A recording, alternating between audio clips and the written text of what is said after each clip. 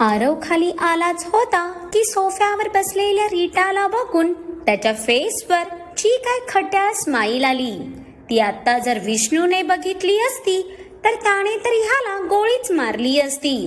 पण ह्या ध्यानाला कायच फरक पडतो ना. हा तर सर्वांच्या लव्ह स्टोरीचा विलन होण्याचं काम तंतोतंत करत होता. ओ हनी मेरी जाने मन. आरव हात पसरवून मागून इतक्या काय मोठ्याने ओरडला की हॉलमध्ये रीटा सोबत बसलेला विष्णू तर उडालाच. पण आजीने तर दचकून छातीवर हातच ठेवला. यार याची अशी फिल्मी एंट्री एक दिवस माझा जीव घेणार. विष्णू दात ओठ खात बडबडत मागे वळायला. रीटा तर हसतच उभा राहिली. बनी आणि समोर आरवला बघून तिने पळत येऊन आरववर उडी मारताच त्यानेही तिला तसंच मिठीत उचलून घेतलं. तसंही ते विष्णूने काहीसे चिडातच डोळे फिरवले. म्हणजे आपले नवाब सगळ्यांच्या लव्ह स्टोरीत कबाब मध्ये हड्डी होण्याचं नेक काम करत होते. सो नाऊ फायनली आता आपण ओपनली आपलं रिलेशन एक्सप्लोर करू शकतो. आरवने रीटाला मिठीतून बाजूला करत तिचे दोन्ही हात पकडून तो हळू आवाजात बोलला. रीटाला बघून स्वारी जामच खुश झालेली. ऑफकोर्स बनी, आता हा लपवा छपवीचा खेळ तुर्तास तर संपला आहे. रीटा ही आरवच्या गालावर हात ठेवून प्रेमाने बोलली. त्याला इतक्या दिवसांनी बघून तो तर तिला अगदीच मोठा झाल्यासारखा भासत होता. अग्नीचं तंतोतंत मिनी वर्जन होता तो. सुवर्णा आणि आजीही त्या दोघांना बघून खुश झालेले. अग्नियचे बेस्ट फ्रेंड होते ते, म्हणून त्या दोघीही त्यांना लहानपणापासून ओळखत होत्या. त्या दोघी सोडून अजून तरी कोणी खाली आलं नव्हतं. सुवर्णा या कार्ट्याकडे बघून कोण बोलेल का, ह्याला काल बरं नव्हतं म्हणून. आजीला आरवचा टवटवीत चेहरा बघून समाधान झालं असलं तरी ते ती तोंडावर थोडी ना दाखवणार होती. आई, आरवचं लहानपणापासून तसंच तर आहे. आजारी पडला तर त्याला सहनच होत नाही. पण साहेब लगेच रिकव्हरी होतात. उगाच पडून राहणं त्याच्या चंचल जीवाला कसं बरं जमेल. सुवर्णाही कुतूहलाने आरवकडे पाहत बोलली. काल त्याने सर्वांचा जीव कंठाशी आणलेला आणि आज बघा साहेब त्यांचा कंठ ताणून ओरडत होते. हनी, तुमच्या बनीला सांगा इथे अजूनही माणसं आहेत म्हणून. विष्णू नेहमीप्रमाणे वैतागतच येऊन रीटाला आरवपासून वेगळा करतो. नाहीतर या दोघांची पकड तर त्या फेविकॉल पेक्षाही स्ट्रॉंग होती. कोण माणसं? बिग बी, मला तर कोणीच दिसत नाही आहे. आरवने मुद्दामून इकडे तिकडे बघू लागला. तसा विष्णूने नजर रोखून त्याच्याकडे असं काय बघितलं की पुढच्याच मिनिटाला आरवने गालात हसत विष्णूला एक टाईट वाली मिठी मारली. तसं विष्णूनेही थोबड्यावरच्या नसा सैल सोडत त्याची पाठ थोपटली. I miss you so much big B. आरवची खोल आवाजात घट्ट झालेली मिठी बघून विष्णू सोबत रीटाचाही कंठ भरून आला. आरवचं विष्णूवरही अग्नेय इतकंच प्रेम होतं आणि हे तिथे उपस्थित सर्वांना माहीत होतं. आणि विष्णूसाठी तर आरव त्याचा बाळच होता. जेव्हा राघवेंद्रने त्याला मारायचा विचार केलेला तेव्हा विष्णूचा राग कोणत्या लेवलवर गेलेला हे फक्त त्यालाच माहीत. आपल्या पिल्लाला कोण मारू पाहतय या विचारानेच लालबुंद झालेला तो. पण तेव्हाही राघवेंद्र समोर त्याने स्वतःला कमालीचं शांत ठेवलेलं. It's really hard to stay away from you champ. विष्णूने आरवच्या केसांना कुरवाळत डोळे घट्ट मिटून घेतले. किती सुख होतं या मिठीत हे त्याच्यासोबत फक्त अग्नियालाच माहीत होतं. कारण लहानपणापासून त्या दोघांनीही आरववर जीवच तितका लावलेला. फक्त विष्णू ते एक्सप्रेस करायचा, पण अग्नेयला त्याचं आरवसाठीचं प्रेम कधी दाखवताच आलं नाही. रीटा वहिनी, विष्णू दादा यांचं राम भरत मिलाप चालूच होतं. की अचानक आलेल्या त्या नाजूक आवाजाने परत सर्वांच्या माना किचनकडे वळल्या. तर सिया आश्चर्याने तोंडावर हात ठेवून उभी होती. त्या दोघांना इथे बघून खूपच खुश झालेली ती. पण तिचे ते गोड रिॲक्शन बाकी सगळ्यांसोबत अग्नेयच्याही ओठांवरचं हसू फुलवून गेले. किती गोड धक्का बसला होता तिला. पुढच्या 10 मिनिटात सगळ्यांच्या भेटाभेटीचा प्रोग्राम आटपून सगळे हॉलमध्ये बसले होते. सिया आणि नित्याची ही रीटा आणि विष्णू सोबत ओळख करून दिलेली, म्हणून तीही त्यांच्यात अगदी मिक्स झाली होती. तसंही त्या मॅडमही बडबड्याच तर होत्या. तिला तर बोलायला अगदी कोणीही चालायचं. मोठे काकाही एव्हाना खाली आले होते, पण त्यांना ह्या कोणाशी काहीच घेणं देणं नव्हतं. ते तर वैतागून कंटिन्यू कुणालला कॉल करत होते. पण कुणाल तर कुठल्याशा कामाने सकाळपासून मेन्शन बाहेर गेलेला. काल ऑफिसमधून आल्यापासून तसंही तो कोणाला दिसला नव्हता आणि कोणाला त्याच्या असण्या नसण्याचा फरकही पडत नव्हता. देविका ही नुकतीच तिचा आवरून खाली आलीच होती की तिची ओझरती नजर सियाच्या बाजूला बसून हसत बोलणाऱ्या रीटावर गेली. आणि बस इथे देविकाचे डोळे मोठे होऊन पाय जागेवरच धिजले. ही तर तीच आहे ना? पण ही इथे काय करतीये की हा माझा भास आहे? देविका घाबरून तिचे डोळे मिटून परत समोर बघत पुटपुटली. पण इतका भयानक भास तिचा कसा असणार ना? बाई, हा तुझा भास नाही तर अग्नेयची पुढची खेळी आहे, ज्यात तो आता हळूहळू सगळ्यांनाच क्लीन बोल्ड करणार होता. तू पण हा भास नाही जाणवताच देविका रीटाला बघून इतकी काय लाऊड रिॲक्ट झाली की अग्नेय, विष्णू आणि रीटा सोडून बाकी सगळे अवाकच झाले. आत्ता या बाईला कोणता झटका आला हाच प्रश्न पडला त्यांना. तू इथे काय करतीये? रीटाला इथे बघून खरं तर देविकाचे पाय भीतीने थरथरायला लागले होते. कारण जेव्हा ती मोनालिसाला भेटायला जायची, रीटाही तिच्या सोबतच तर असायची आणि त्या दोघींनी मिळून किती षडयंत्र रचण्याचा प्रयत्न केलेला याची रीटा एकमेव साक्षीदार होती. देविका तिच्या विचारात गुरफटलीच होती की तिला तिच्यावर कोणाची तरी तीक्ष्ण नजर जाणवली. तिने पटकन अग्नेयकडे बघितलं, पण तो तर त्याच्या बाजूला बसलेल्या विष्णूशी बोलत होता. त्याचं आपल्याकडे लक्ष नाही बघून देविकाने तर मनोमन किती तो मोठा श्वास सोडला. पण जर अग्नेयला समजलं तर तिचं काही खरं नव्हतं. मॉम, तू रीटा वहिनीला ओळखते का?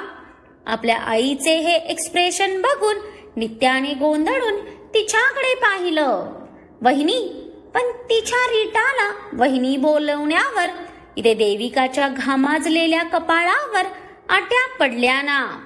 म्हणजे आपली ही काल जन्मलेली कार्टी या कधीही न भेटलेल्या मुलीला कोणत्या भावाची बायको बनवून रिकामी झालेली तेच तिला कळेना.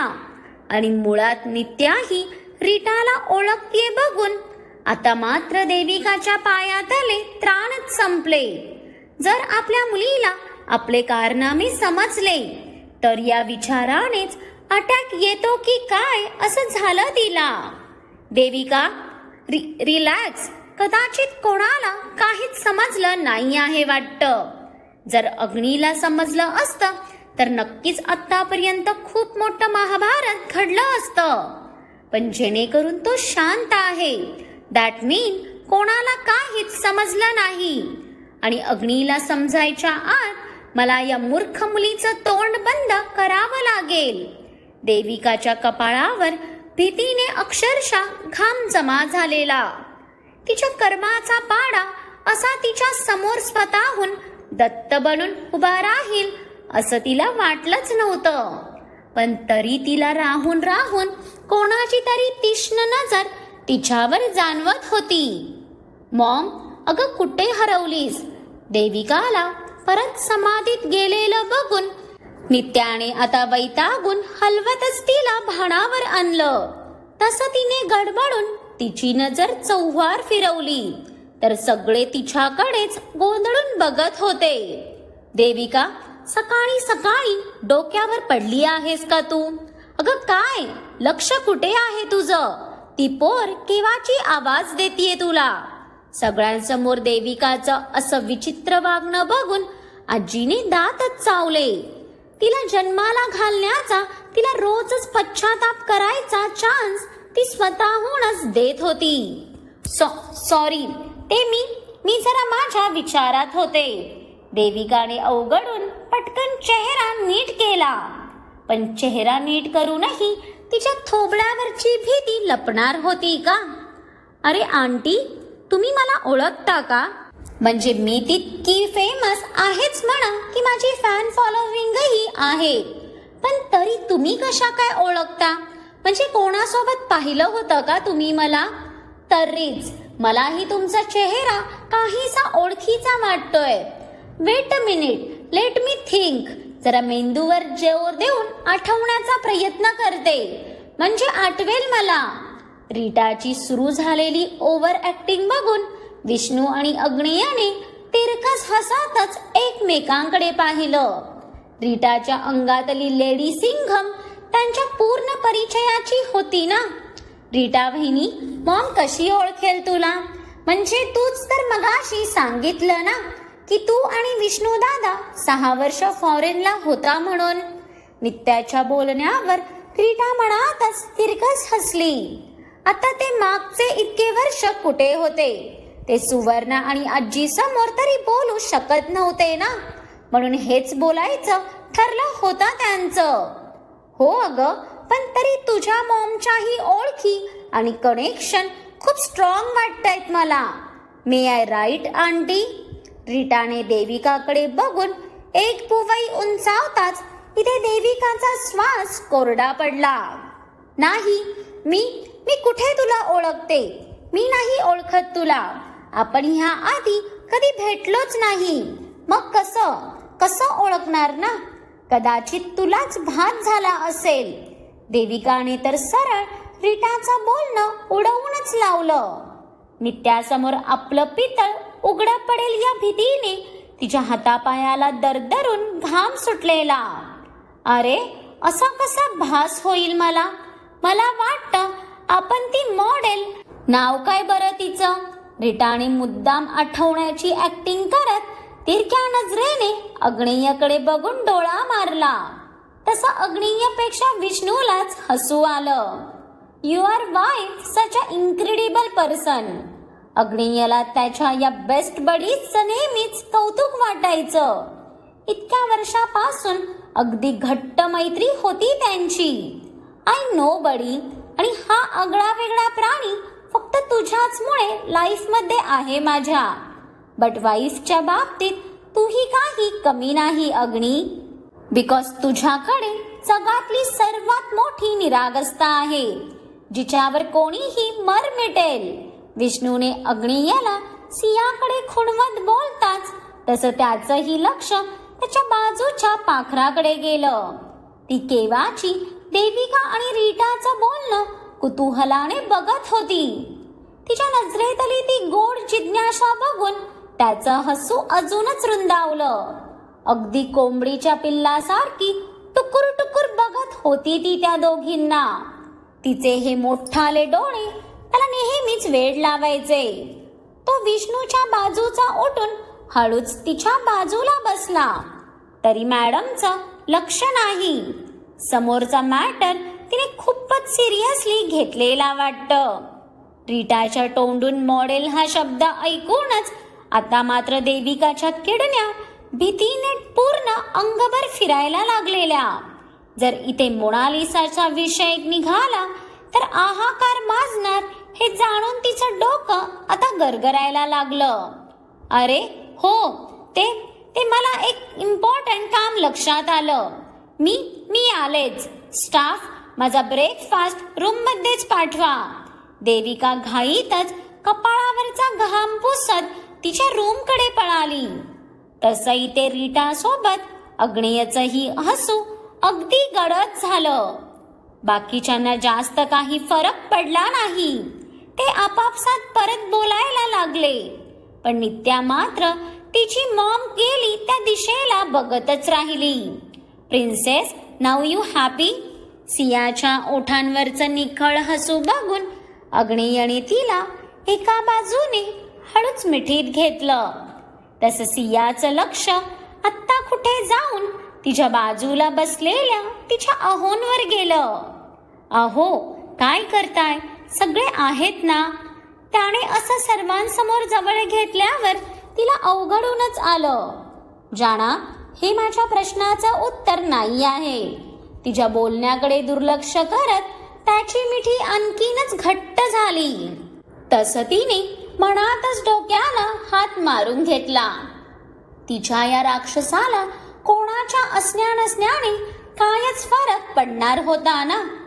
तुम्ही असताना तुमच्या सियाच्या ओठांवरचा हसू कोणी काढून घेऊ शकतं का?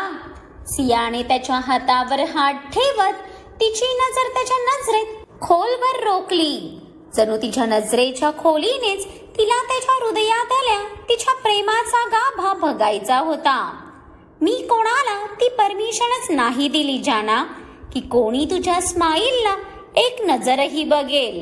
अग्नेयने हळूवार सियाला सांगत तिच्या कपाळावर अलगद ओठ टेकवून तो बाजूला झाला. अगदी चोरटा क्षण होता हा त्यांच्या आयुष्यातला.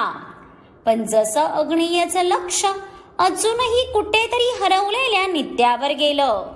नित्या तिला एकाकी शांत उभा राहिलेलं बघून त्याने तिचं लक्ष डायव्हर्ट करायला तिला आवाज दिला. घरातल्या या पॉलिटिक्स पासून त्याने नित्या, आरव आणि सियाला खूपच लांब ठेवलेलं. अग्नेयच्या अचानक आवाजाने नित्या दचकून उडालीच. अहो काय, असं कोण आवाज देतं का? ती घाबरली ना?